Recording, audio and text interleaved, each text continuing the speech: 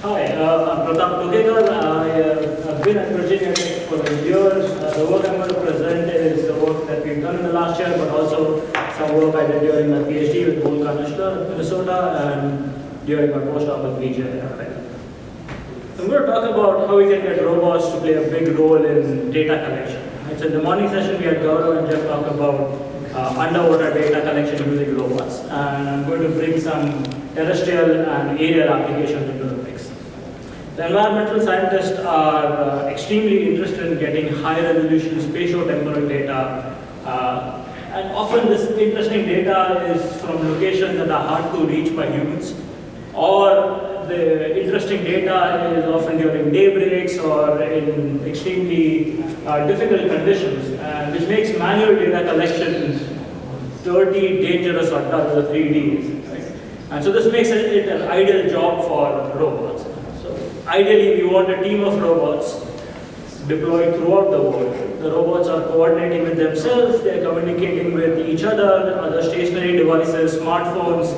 They're connected to the internet, they are relaying the information in real time over the internet, which can be accessed by the environmental scientists. They can send out a query, and the robots automatically reconfigure themselves, figure out how best to answer this query, what locations to go from, to go and collect the most interesting information to best answer the query that the person is interested in.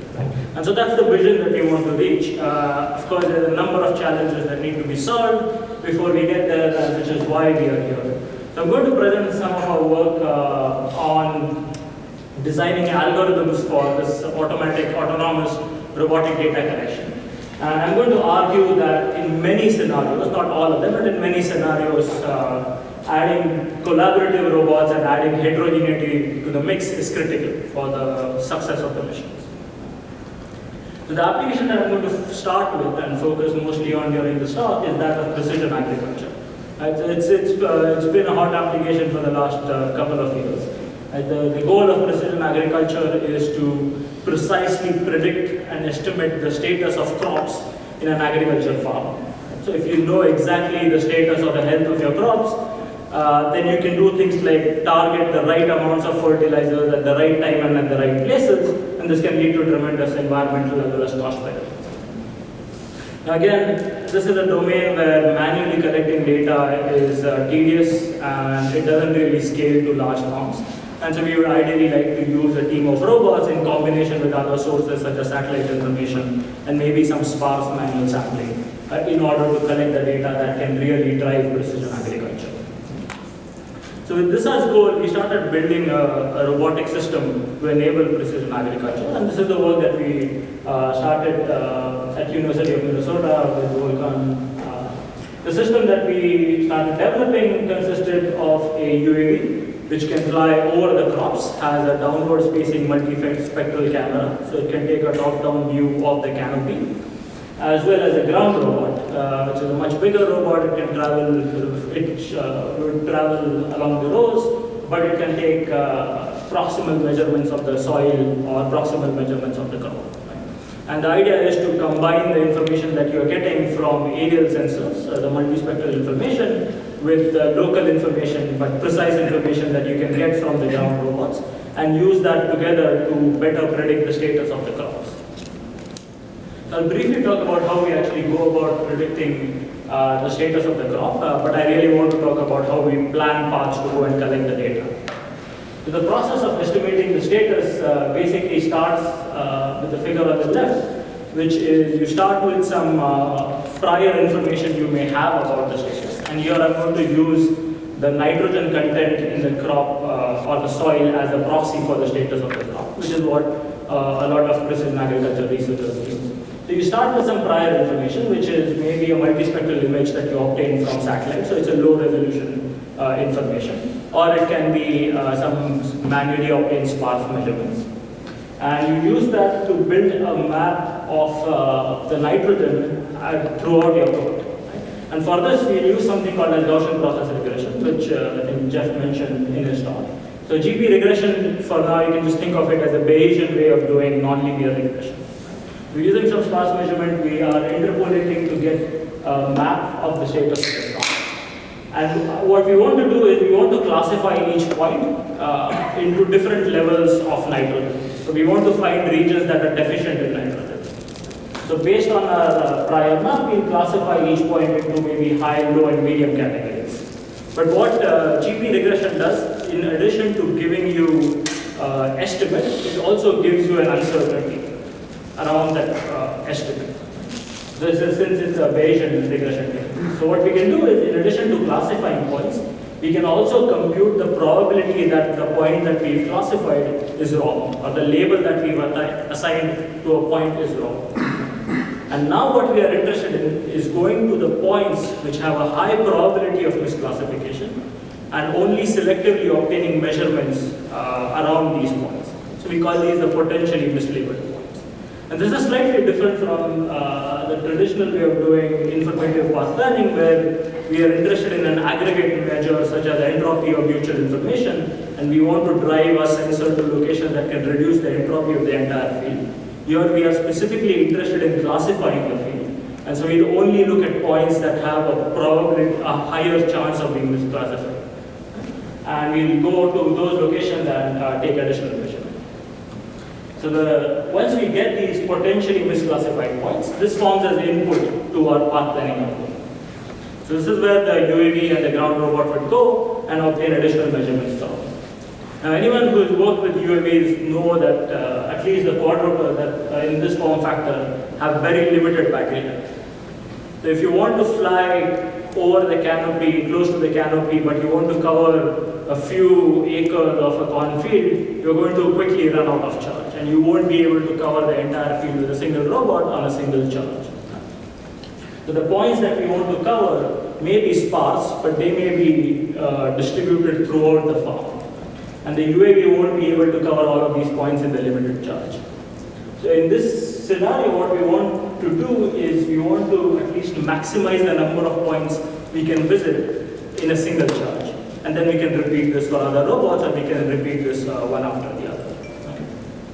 And this is something we can do. This is an optimization problem. We want to find a subset of the point and the order to visit this subset, such that the total energy spent by the robot is within a budget, and we are maximizing the size of the subset that we can go and hit. It turns out in this application, we can do something better than simply optimizing for the path of the UAV. Since we know that there is also going to be a ground robot operating in the environment, we can use this fact to extend the range of the UAV. The way we can do this is we can have the UAV land on the ground robot, have the ground robot take the UAV to some other deployment location, and release the UAV at the next deployment location. The UAV can take off, visit a few points, come back and land on the ground robot, and go on and so forth.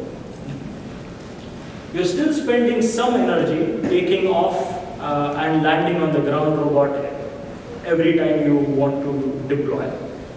So you don't get that for free, which means you cannot, a solution that uses the ground robot to visit every point is not necessarily going to be the optimal solution. Because you may have points that are nearby clustered together, and you may spend a lot of energy just going up and down, and it may be better off for you to stay in the air, hit all of those points, and then go and land on the ground robot. So what we want to solve is to look at this trade-off between how often do we want to stay in the air and when should we land, and what's the order of points that we should visit, what's the subset of points we should visit. So what we want to do is plan for a UAV plus UGV system, and we want an algorithm that can give us good performance guarantees for a system of this kind.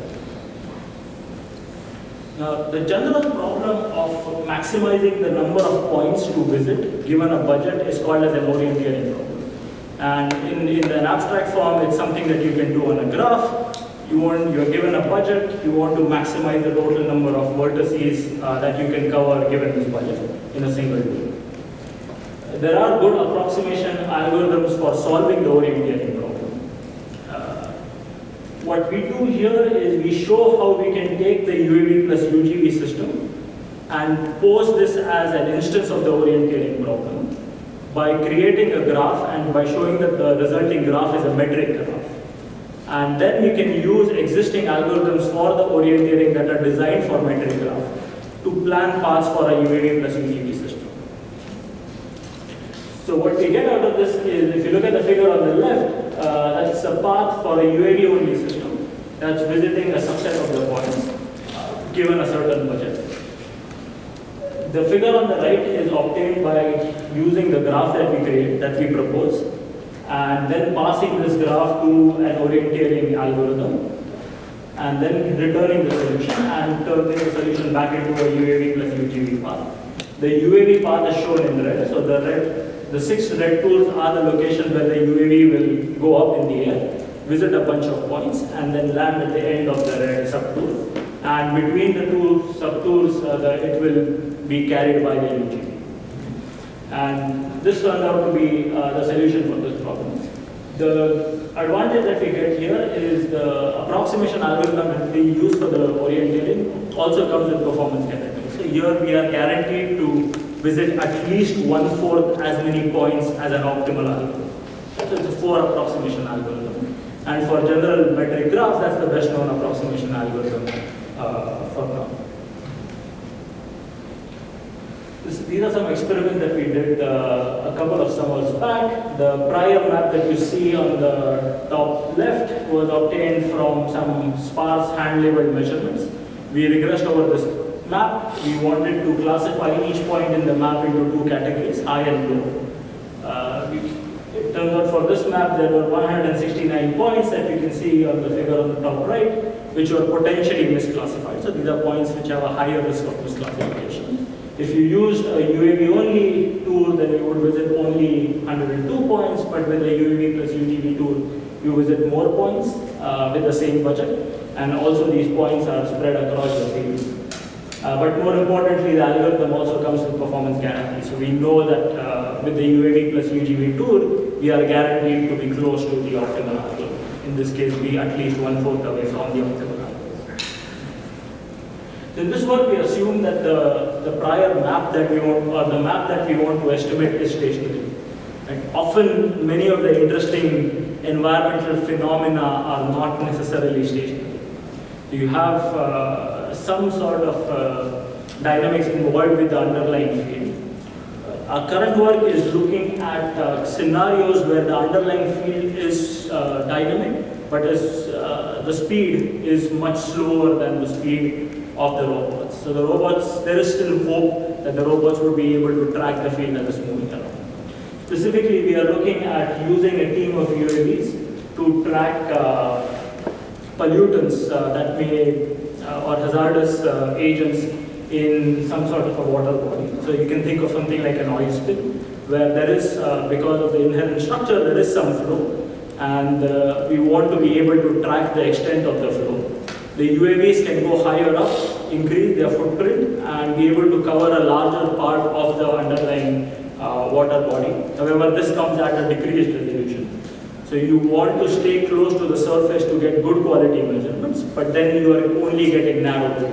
So that's the trade-off that the UAVs have to be able to overcome in order to track this flow. And what we are proposing is to use ideas similar to what we had in the previous case, where instead of trying to use an aggregate measure such as entropy, we are able to come up with these key points that only those key points need to be sensed. The hope is to be able to get similar key points for the spatiotemporal phenomena and track only these key points as they are moving along.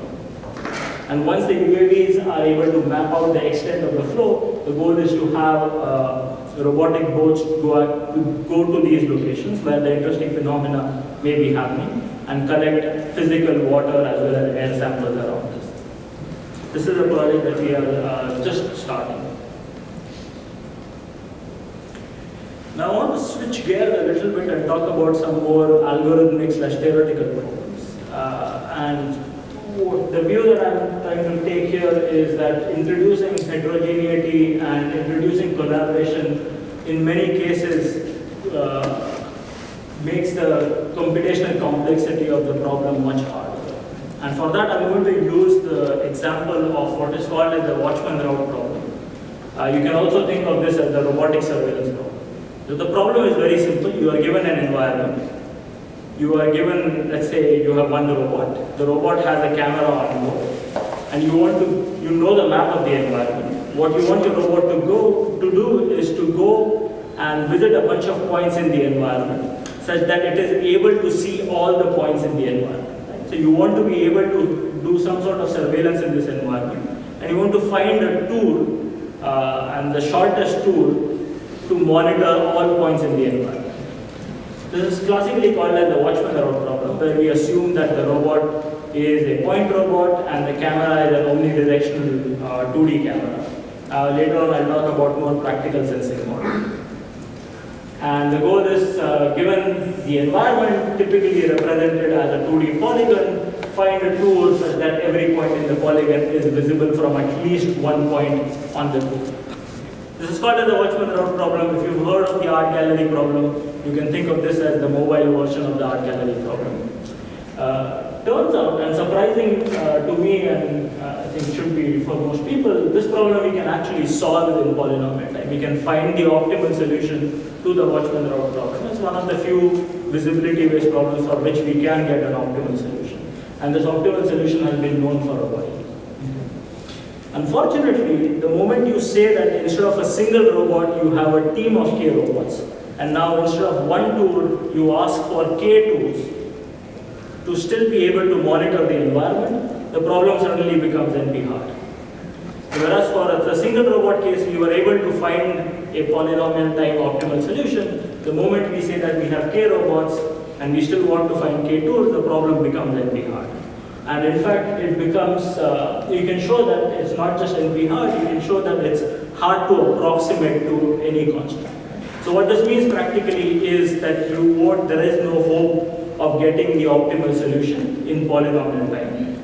And what the second part says that there's no approximation algorithm possible, it means that there is no algorithm that can give you bounded suboptimal performance for this problem in polynomial running time.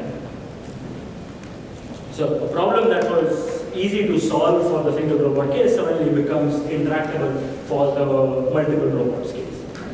And you can play around with the objective function. You can say you want to minimize the sum of the K tools, or you can say that you want to minimize the make span of the K tools.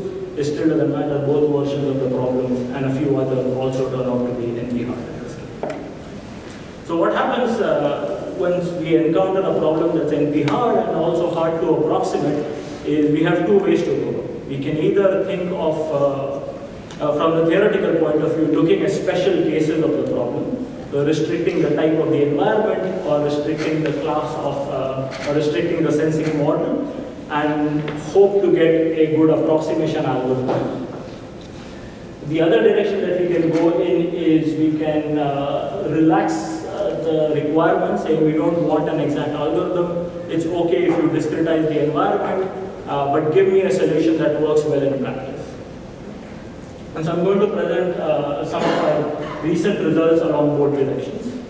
I won't talk much about the special case, but the key point here is there are classes of environments. In this case, turns out what are called as 2D straight polygons, for which we can find a 4 approximation algorithm, which means the tools that are returned by the algorithm are guaranteed to be no longer than 4 times the optimal algorithm.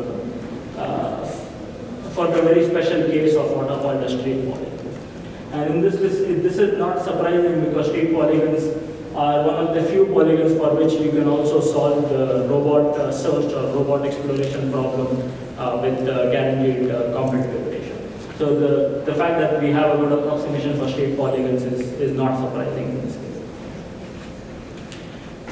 What I'll talk about is some practical extensions which are things that we can actually implement on the robots and run on the robots. So the version that I'm going to talk about, the practical version, is the first relaxation is instead of saying that I want to cover every point in the environment, I'm going to say someone gives me a collection of points of interest in the environment. Right? So I only want to go and view all of these points.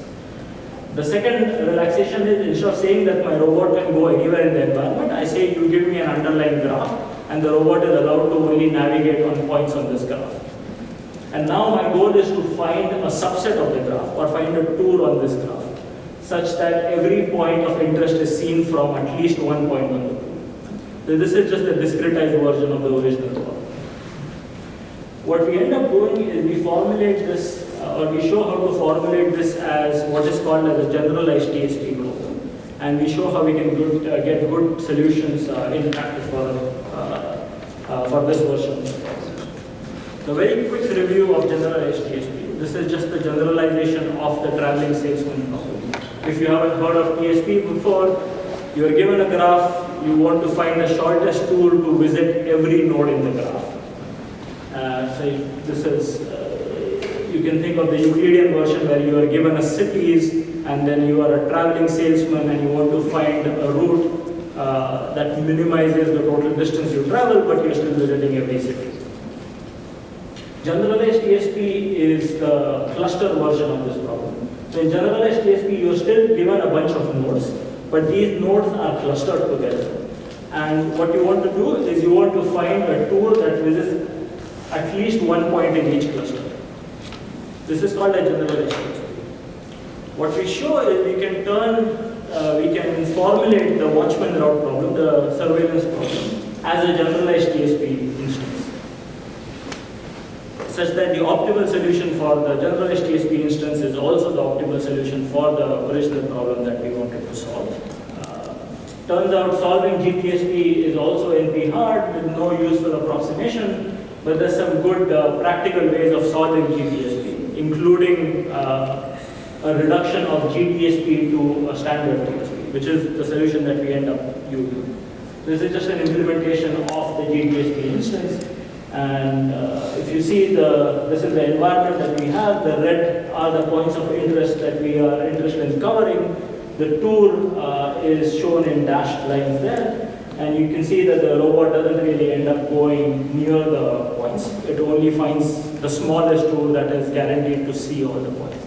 And because we solve essentially a graph problem or discrete problem, we can also incorporate additional constraints. We can incorporate more sensing constraints. We can solve this problem in 3D and so on.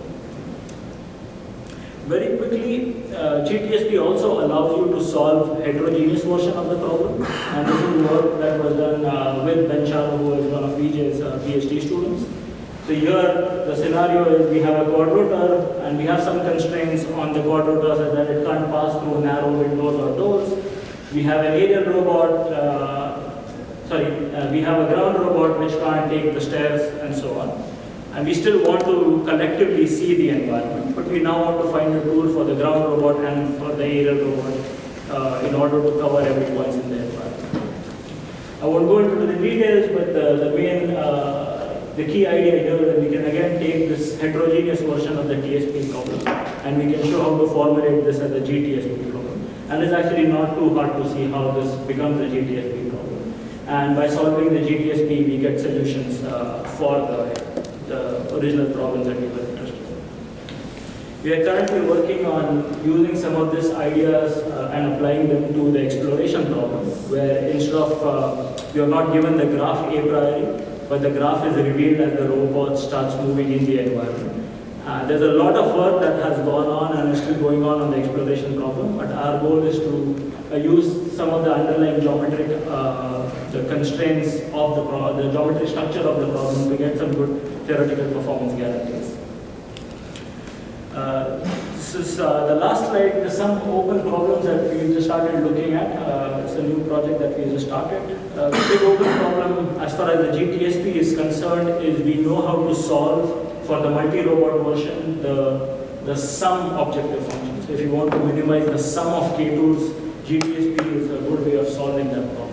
But it doesn't help you to solve the bottleneck or the make-span version of the problem, where you want to minimize the maximum of the k-tools, which really is an objective function that has more physical meaning than sum of k-tools. We still hope to get good approximation algorithms for the k-robot watchman route problem, hopefully using some of the underlying geometry. And then this, the version that we are actively working on is the case where the robots have unequal speed, so the aerial robot doesn't really move at the same speed as the ground robot, and you still want to be able to solve these kind of optimizations. But the solution that we have here, the GTSP-based solutions, won't apply for that case. So, thank you. Thank you.